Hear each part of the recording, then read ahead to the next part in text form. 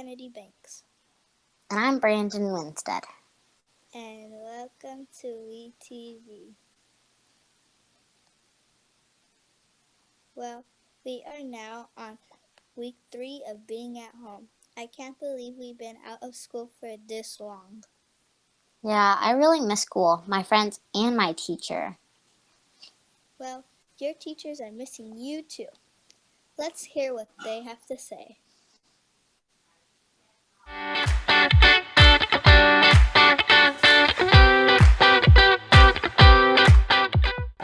Hey Wildcats, it's Mrs. V from my home in Menifee.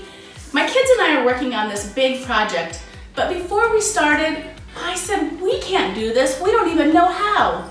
But do you know what? We changed our mindset and guess what? We got it all done. That's what we need to all be doing from home now is changing our mindset and learning differently, learning from home. But Wildcats, whatever you do, remember that we care about you and we miss you. Keep working hard. We'll see you soon. Bye-bye. Hi, Whittier Wildcats. It's Mrs. Cordell. I hope that you're all doing something active at home. One thing that I've been doing is yoga with Adrian. I can stream it right to my TV, so it's an easy 30 minutes a day. Something else I've been doing is walking with my kids and my dogs outside, getting some fresh air. I've also been reading, so I hope that you've been doing something fun with your time at home, and I can't wait to see your smiling faces back on campus.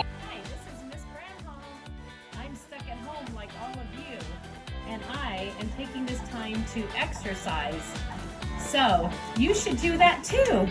You could ride a bike at home in your driveway, or you could do sit-ups or anything you want.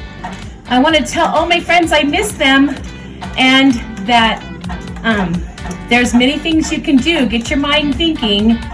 I miss all of you and I can't wait to see you again. Bye for now.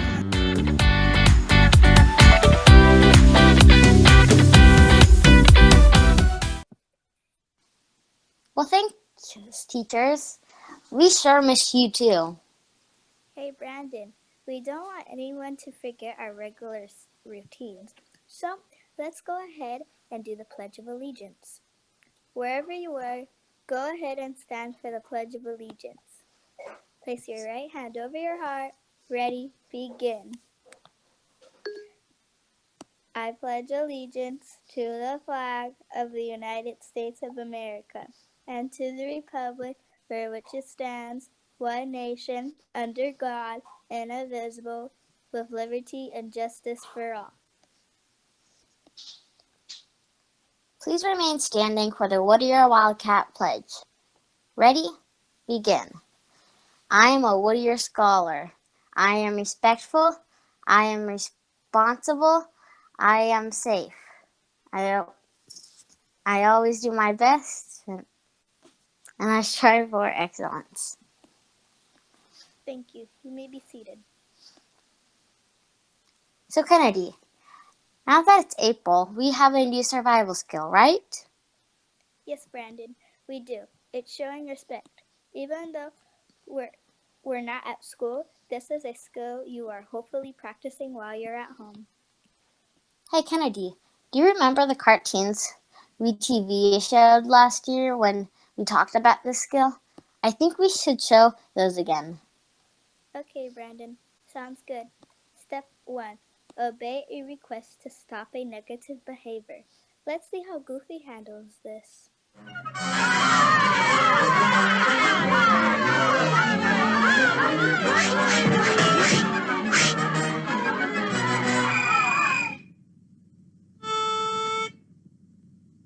Good morning to you. Good morning.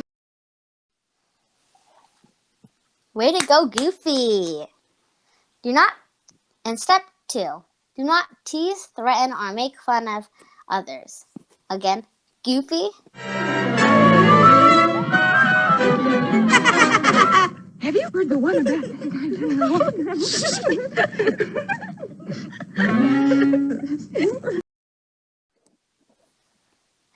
I know. It makes me sad when I'm teased. Step 3. Ask permission before using another person's property. By the way, This clip is from the first Mickey Mouse cartoon called Steamboat Willie.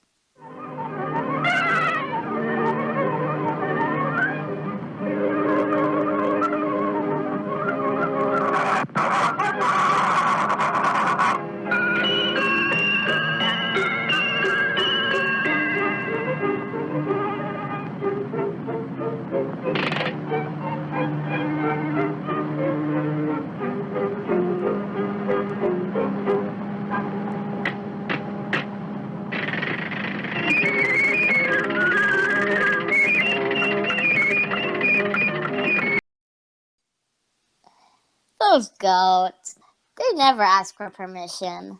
Now for step 4. Treat others how you want to be treated. Eddie, Here. Mike, Here. Tim, Here. Norma, Here. Janice, Winston, Present. Marjorie, Here. John, Here. Lucille.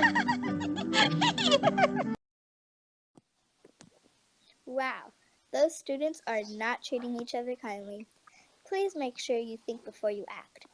If you don't want someone to treat you the way you're acting, then you shouldn't treat them that way.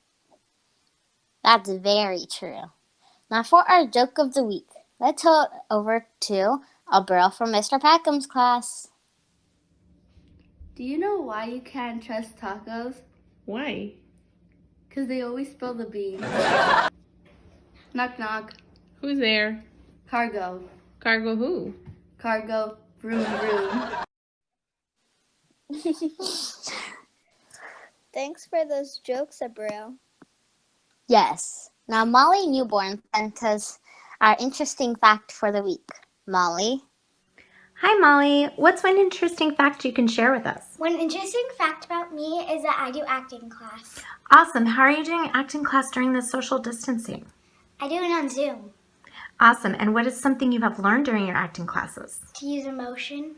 And what are some of the scripts you've been working on? Wreck-It Ralph, Nightmare Before Christmas, and Finding Nemo. Which one's your favorite? Nightmare Before Christmas. I thought you'd say that. Well, thank you for sharing. Bye. Bye. Thanks, Molly. Acting must be really exciting. Emotion is really important when you're acting. That way you don't sound like a robot. Now it's time for our story from our current librarian, Mrs. Bradshaw. Hello, my friends. How are you? I'm Mrs. Bradshaw, and welcome to my at-home library. This is where I keep a lot of my favorite books, you can see. And today I have one of my favorites for you from when I was a little girl. It's called Magic Growing Powder. It's by Janet Quinn Harkin, and it's illustrated by Art Cummings. And you can see this book looks a little bit old and a little bit used, and that's because this book belonged to me when I was about your age. And my mom read it to me, and I read it to my kids, and now I get to read it to you. So this is all about poor King Max. Once there was a king named Max. He was very, very short. King Max hated being short, although no one else seemed to mind. He spent all his time trying to make himself taller. He hung by his hands from the lights, but that just hurt his arms. He hung by his feet, too. He ate bowl after bowl of spinach until he began to turn green, but nothing made him taller. So King Max just sat and sulked all day. He sent his whole court away, and instead he filled the palace with strange people who promised to make him taller. His only child, Princess Penny, was very sad. "Father," she said, "there is no one to rule your kingdom." But the king would not listen to her, so things got worse and worse. One day, two strangers came to see the king. "Your Majesty," they said, "we have brought you this." And they opened a small wooden box. "What is it?" asked King Max. "It looks like a box of sand." "It's magic growing powder," said the strangers. "When some of this falls onto a living thing, it grows overnight." "How much does the powder cost?" asked the king. "Half your kingdom," said one of the strangers. "And your daughter's hand in marriage," said the other. "Cheap at the price," said the king. Princess Penny did not believe the strangers, and she did not want to marry either one of them. "Now wait a minute, father," she said. "We must test the powder first." "Very well," said the king. The strangers went to the window and they sprinkled powder onto the daisies below. "Just wait overnight," they said. At night they dug up the daisies and planted sunflowers in their place. Sure enough, by morning there were flowers reaching all the way up to the windowsill. "I'll take the powder," said the king. "Just a minute," said the princess. "It worked on flowers, but does it work on anything else? We must test it again." "Oh, very well," said the king. So the strangers sprinkled some on the palace cat. They shut it up in the cellar for the night. While everyone else was asleep, the strangers brought in a tiger instead. The next morning, a deep growl came from the cellar. "Goodness," shouted the king, "that cat is huge! The powder works. Bring me half my kingdom." "Just a minute, father," said Princess Penny. "You wouldn't want to grow too tall, would you? Look how large those flowers and that cat grew.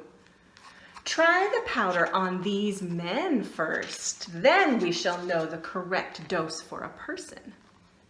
"Good idea," said the king.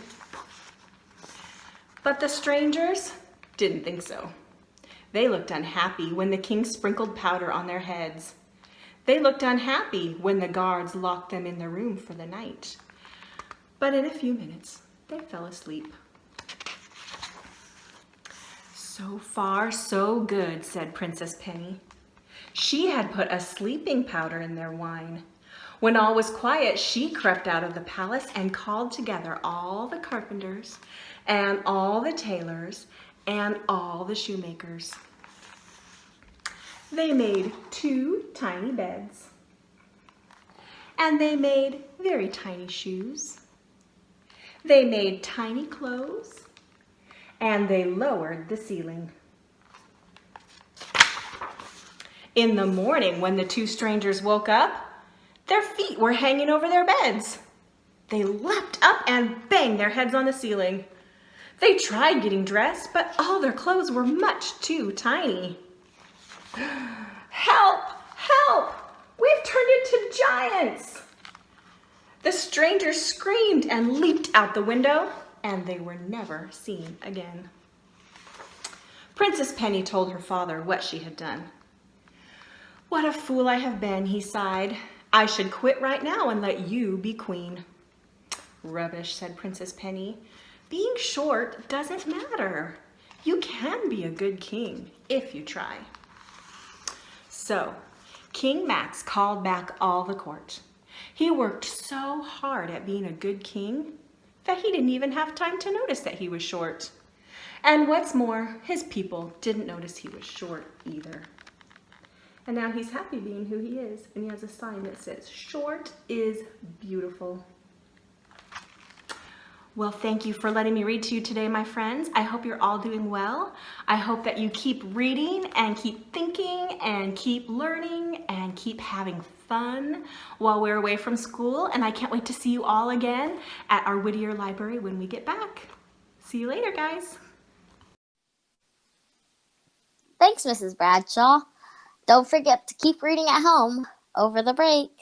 You can read books online through Epic, Redkit, or of course, a good old paperback. Yes. You can also keep up with your math skills through Zern. If you're in 3rd to 5th grade, you can use your iExcel accounts. Hey, speaking of learning, we've received a message from Ichabod. He's kind of lonely at the school without any students around. So let's go chat with him now. Are you there? Yes, me here. Me very lonely though. I can imagine. It must be super lonely at the school with no kids there. Yes, when you come back? I wish we knew. There's a bad sickness called coronavirus going around. But we're all staying home so we don't catch it. Oh no, me no want to get sick either. Me no like feeling bad. Me neither. So what are you doing to stay busy, Ichabod? Oh, me playing on computer. Me like to play games and watch movies. My Little Pony really good. Make me happy. Well, good way to stay busy. So, what's your favorite website? Oh, me really like this site right here. Me watch this lots. Oh, that's the San Diego Zoo. They have lots of cool live webcams. Oh yes, look at these animals. These are baboons. They're my favorite. They like to run around and tease each other. Oh yes, baboons are really hilarious. Oh yeah, let's look at another one. Let's look at, how about the elephants? Let's see if they're out. There's the elephants. Oh, look at the elephants. They have those long things right on their faces. What are those called? They're called trunks. Oh, me wish me had trunk. That'd be really cool. Oh yeah, let's look at one more. How about, the giraffes. Me love giraffes. Look at those long necks. Me want long neck too. Yeah, that'd be really cool. You could reach anything. Totally.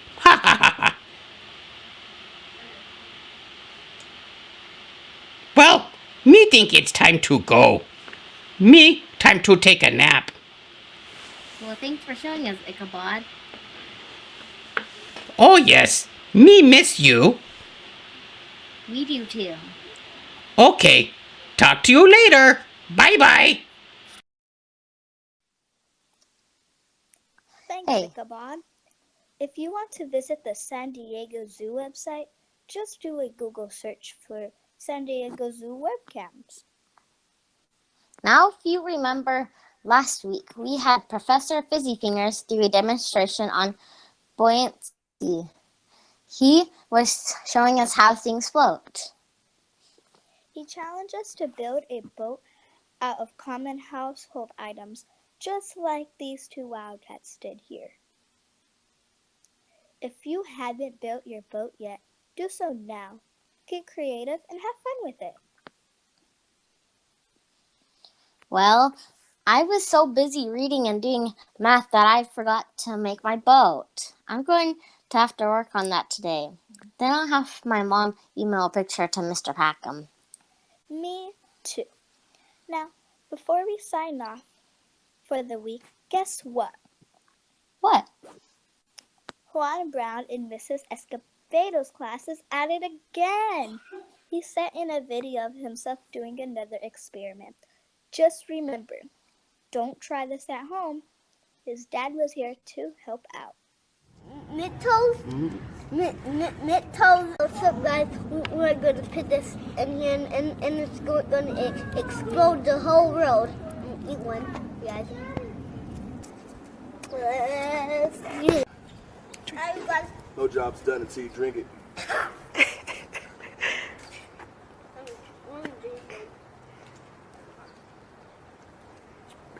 So good. Go, go, go, go, go, go, go, go, go, go.